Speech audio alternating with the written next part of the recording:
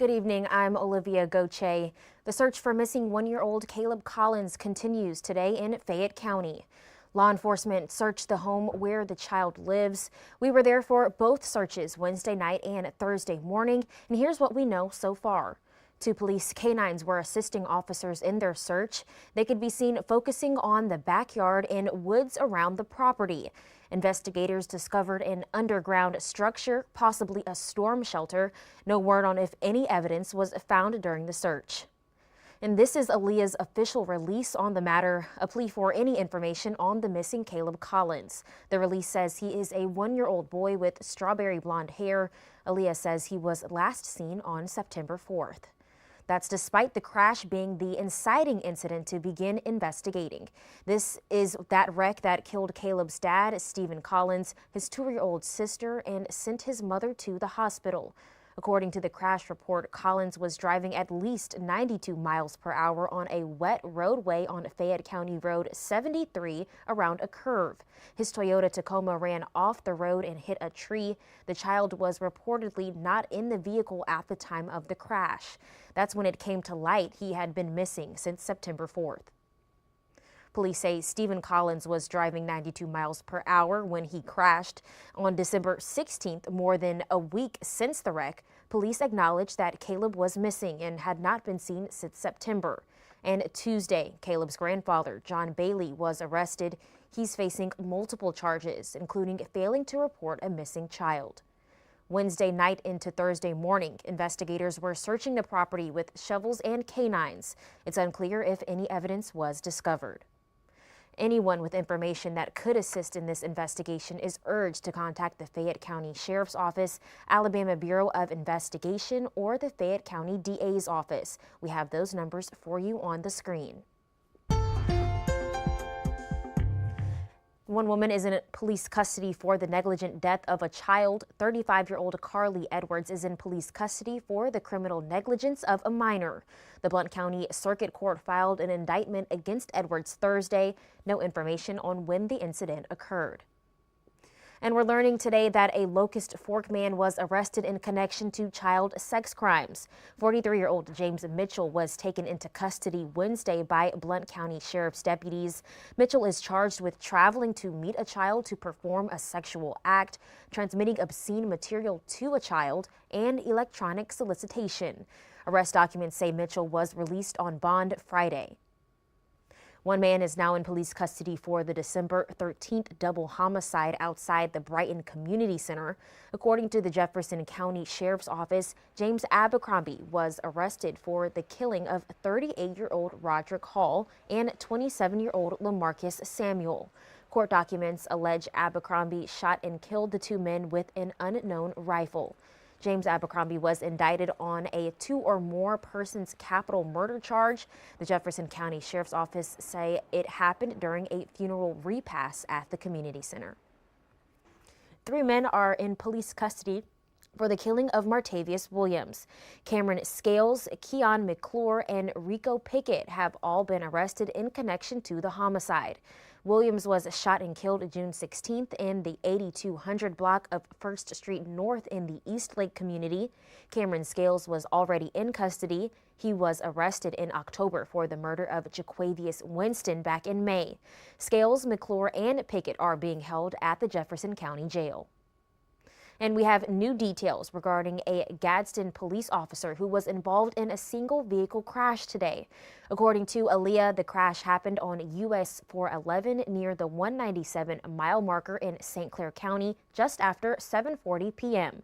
The Gadsden Police Department says the officer was returning home after completing his shift.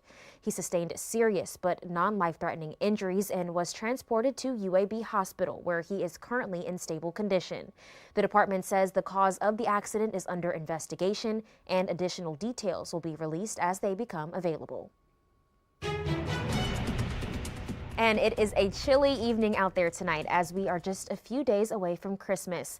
ABC 3340's Riley Blackwell joins us now. Riley, shoppers are going to need to bundle up tonight. It might be a better night to stay inside and shop online because it's likely going to be a fairly chilly night. We have had a mostly clear day, but we do have some clouds in the central and north central part of the state. Those clouds, though, not holding. Yana 34, Coleman 36, and Jasper 38, and Winfield 35 in Birmingham, 37 in Pell City, and they haven't really fallen that much, or the winds really haven't fallen that much either. Feels like 29 in Birmingham, 27 Coleman, 31 Jasper, 30 up in Haleyville. And these temperatures haven't really fallen that much from what we saw for our highs today. 44 in Birmingham, only 39 in Coleman, 43 Jasper, 40 in Aniah. Now, over the next several hours, temperatures continuing to fall, likely into the low to middle 20s again with mostly clear skies, but we will be a little bit warmer, and that warming trend will continue as we lead up to Christmas with some showers possible. We'll time out those rain showers and much more coming up. Today is Aniah Blanchard Day in Homewood. The day was first commemorated in 2019. Homewood residents are wearing blue to honor Blanchard, who was kidnapped and killed in 2019. As a result, Aniah's law was enacted by Alabama lawmakers as a way for judges to deny bail for violent offenders. A women's self-defense course was held in Homewood in observation of the day. The course this afternoon was at the Homewood Recreation Center. It's put on by the Aniah's Heart Foundation. Aniah's mother, Angela, founded the organization and spoke to us today about the meaning of the day. At Aniah's Heart, we teach safety education, situational awareness, and self-defense. I want to remember that, first of all, that she was the most caring person in the whole world. She always put people before her friends, her family, her community. She was a leader. She loved her community, and just a sweetheart and so loving, and made you laugh no matter what. You could be so sad, and Aniah would walk in the room and you would be laughing in just a few seconds.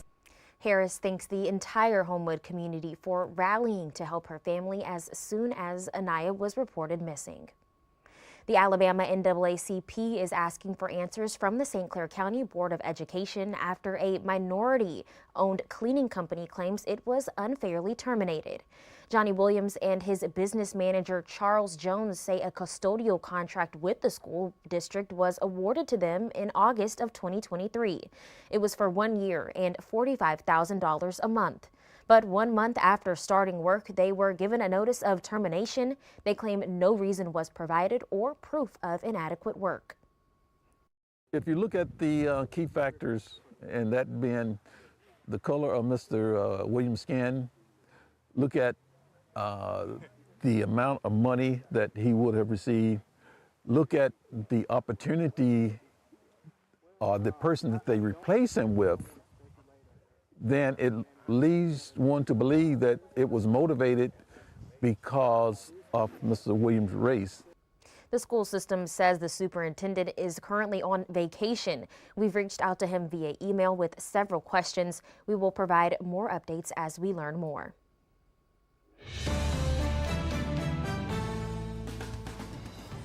A possible government shutdown has been avoided, the Senate approving the deal just after the midnight deadline. President Biden then signed the bill this morning. The deal means millions of government employees won't have to go without pay over the holidays. Here's ABC's Kristan Cordero with the details from Washington. The short-term government funding bill was signed by President Joe Biden Saturday morning, lawmakers sending it to his desk following some last-minute negotiations to reach a deal. The legislation funds the government until mid-March of next year, provides $100 billion in disaster relief and $30 billion in economic assistance for struggling American farmers. But it does not include a last-minute demand from Trump to raise the debt ceiling, which is the limit on how much the federal government can borrow. On this vote, the yeas are 85, the nays are 11. The 60-vote threshold having been achieved, the bill is passed. Earlier Friday, the House overwhelmingly passed the legislation. It was a third attempt by House Speaker Mike Johnson to fund the government after President-elect Donald Trump and billionaire Elon Musk tanked his first bipartisan bill, and Republicans' Plan B failed on the floor Thursday. Johnson speaking with Trump and Musk before the vote. The billionaire, who previously called Johnson's first funding plan a crime and threatened to primary Republicans who voted for it, now posting overnight the speaker did a good job. But 34 Republicans voted against the measure, Democrats only getting behind the bill after Republicans stripped that last-minute request from the president-elect. This is a victory for the American people. We have successfully advanced the needs of everyday Americans but there are still things to be worked on, and we look forward to that fight in the new year. The passage of this funding bill marks the end of the 118th Congress. Lawmakers now leaving for the holidays and will return on January 3rd when the 119th Congress will be sworn in. Christiane Cordero, ABC News, Washington. Police in Germany say at least 5 people have been killed and more than 200 were injured in a Christmas market attack Friday. Investigators say a car plowed into a Christmas market in the eastern city of Magdeburg. The attack lasting just about 3 minutes. Authorities say the suspect is a doctor from Saudi Arabia who has lived in Germany since 2006. The deadly attack captured on CCTV. A car drives into the crowded market filled with people, including many children who were there celebrating the Christmas season. Police have not yet confirmed the suspect's identity. And this was the scene at the annual Christmas parade in Chelsea today. The parade wound its way through the town from the Chelsea Middle School to the Winn-Dixie in town. It featured the charm of homemade floats from the community as well as professional floats. Participants were told not to dress up as Santa, as the one true Santa was waiting at the end of the parade. It all kicked off at 10 a.m. this morning. And this week's Alabama champions are the women from Hope for Women. They organized the Christmas trees as a fundraiser in Jasper to help women in recovery from substance abuse. Local businesses buy the trees and decorate them. The fundraiser is helping these women flourish. For me, the trees are a symbol of hope and restoration. Just what Christmas is all about. We're able to give back. We're able to remember the true reason for the season. The program is a year long and helps the women get a GED, job training, and a driver's license. In the city of Birmingham, along with the Jimmy Hale Mission, has its warming center open tonight. Those needing warm shelter can come to the mission located at 3420 2nd Avenue North. In addition, Pathways Shelter located at 409 Richard Arrington Boulevard will provide a warming station for women and children only. Both are open until 7 a.m. Sunday. Food will be provided. And have you ever been a victim of a porch pirate? It's becoming more common to get packages swiped off your front porch patio. Now UPS is offering insurance for stolen packages. 50% of the time with porch piracy, it has absolutely nothing to do with the merchant. It really doesn't have anything to do with the carrier. It has everything to do with things that were previously unforeseen just as little as 5 years ago. Some retailers already offer the option because UPS Capital offers the insurance to those retailers. The cost passed on to the consumer is on average 1% of the product's value. Some companies are starting to offer this type of insurance directly to buyers. Porch Pals is a subscription-based service that covers 3 stolen packages per year with a $2,000 coverage limit. And Christmas came early in Tuscaloosa. The Alabama Law Enforcement Agency is partnering with DCH Hospital to help sick children during the holiday season. The agency delivered trooper teddy bears to children in the hospital. This is one part of the year that we really look forward to. We all know that it's stressful being in the hospital itself. It can be extremely stressful and difficult for kids being in the hospital, especially during Christmas time. We captured the Christmas magic this year as one baby received a bear. DCH health professionals tell us these bears provide more than just smiling faces and comfort to families. Anytime that we encourage visitors, or visitors can come up to our unit, we surely want them to come and see our kids. Just because them being able to interact with others and play is healing for them. The bears are also used by troopers for children after traffic crashes. We've had a mostly clear and cold day across much of the southeast. Some light cloud covering the north central portion of the state right now. And this wind is still going to be prevalent throughout the rest of the night tonight and likely into tomorrow morning. And lows tonight probably going to be a few degrees cooler than what we saw this morning. Low to middle 20s across the board, with a couple of places nearing the upper teen mark, and wind chill factors could easily be down in the teens from what we saw earlier today. Granted, it will be dying down a little bit, but still the wind chill factor will be there. Now let's look ahead to Christmas. So this is Christmas Eve at noon. We're going to see winds coming in from the southwest. That's going to indicate a little bit more warm and moist air mass with rain and thunderstorms out to our west. Now we could have some showers potentially as early as Christmas Eve night into early Christmas Day morning, especially in the northwestern corner of the state. Lamar, Marion, Fayette, and Winston counties could have those showers early on. Most of us, though, will probably be seeing the bulk of the rain on Christmas Day, sometime between 6 and 8 a.m. Christmas morning. Now, rain could be heavy at times. We could have a couple of rumbles of thunder, but overall, we're not forecasting the chance of severe weather. And overall, the rain will likely be out of the area by about 5 or 6 o'clock Wednesday evening, Christmas evening. So overall, the evening festivities should be fine, even though clouds remain overhead. But once we get past Christmas, even once we get to Thursday and Friday, the chance for spotty showers still lingers. Now, once we get towards Friday, though, we're likely going to have another system forming out to our west with another associated cold front that could be potentially packing a little bit more of a punch, especially for parts of Oklahoma, Arkansas, Missouri, but is likely going to start weakening the further south and east it gets. Right now, still no issues for severe weather, but here's what our Christmas Day forecast is looking like. Upper 50s, lower to middle 60s. Partly sunny skies, especially once that rain moves out, and scattered showers, maybe a rumble of thunder or two, mainly in the morning time. By the afternoon, some of us could see sunshine and still going to be a fairly warm and moist air mass in place. But how much rain we could see is still going back and forth. Better rainfall amounts will likely be on the western side of the state, anywhere from ½ an inch to an inch, but the further east you go, anywhere from ½ an inch down to maybe even 1/10 of an inch are certainly possible. But overnight tonight, another clear and cold night, anywhere from about 23 to 27. Mostly clear skies, and that wind is still going to be around. We are going to start warming up, though, likely back in the 60s by Tuesday.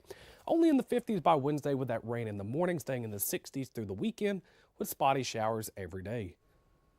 Thanks, Riley. You can scan the QR code here on your screen to get access to the ABC 3340 weather app. The app gives you access to live radar, James weather blog, and the 7-day forecast. Gadsden City Council members have approved a site development agreement for Coosa Harbor, a multi-use development on city property along the Coosa River. The development of the river front along Highway 411 has been a priority for Mayor Craig Ford's administration for 2 years. ABC 3340's Aaron Wise has the details of the agreement. This land has been sitting vacant for 20 plus years. The number one thing when we ran for office we heard was riverfront development, riverfront development, riverfront development. The proposed Coosa Harbor development is the first element of Gadsden's Western Riverfront vision. It's about a 5-acre riverfront development. There'll be 4 or 5 different retail restaurants and about 20 condos, living quarters. The site agreement with the harbor's developer includes incentives, such as the city being responsible for up to $1.5 million of site preparation, which could be city employees assisting, to paying for infrastructure. Once Coosa Harbor is complete, the annual sales tax revenue for the city is projected to be around $1 million. Another incentive in the agreement, the developer could get a sales tax rebate of $1.5 million over a 5-year period. City Councilman Jason Wilson explained the rebate during City Council. No city sales tax dollars or revenue dollars are going to be used up front to make this project happen. Before we ever give a rebate, these developers have to spend all of the money, do exactly what they're going to say, generate the sales tax revenue, pay that sales tax revenue in, and then we'll give them a portion back in the form of a rebate. The developer, Patrick Lawler, is expected to invest $20 million into Coosa Harbor. Lawler is also the developer of City Harbor on Lake Gunnersville. It's done just tenfold up in Gunnersville, and we're expecting the same thing here in Gadsden. The city's commercial development director, John Moore, says once the property for the project is conveyed to Lawler, there's deadlines that have to be met in accordance with the development agreement. To make sure we have clawbacks and to make sure that we have timelines so that when we make agreements like this, that the city is protected.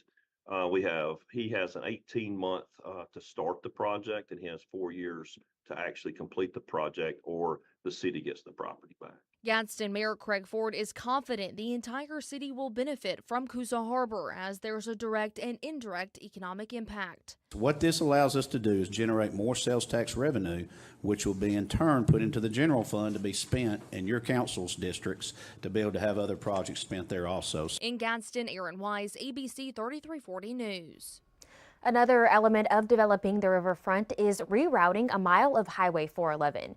John Moore says the federal grant funding the city was awarded earlier this year should start coming in soon for the preliminary phases of the reroute begins. And one more thing before we go, the Shelby County Humane Society is running an adoption special on all adult dogs over 6 months of age. Shelby Humane Society says all adult dogs can be adopted for just $5 on Monday as the shelter is at its max capacity. Could make for a great Christmas gift there. That's all the time we have for the news at 6. Be sure to tune in for ABC 3340 at 10 for our end of game wrap with Jeff Spiegel. Have a great night.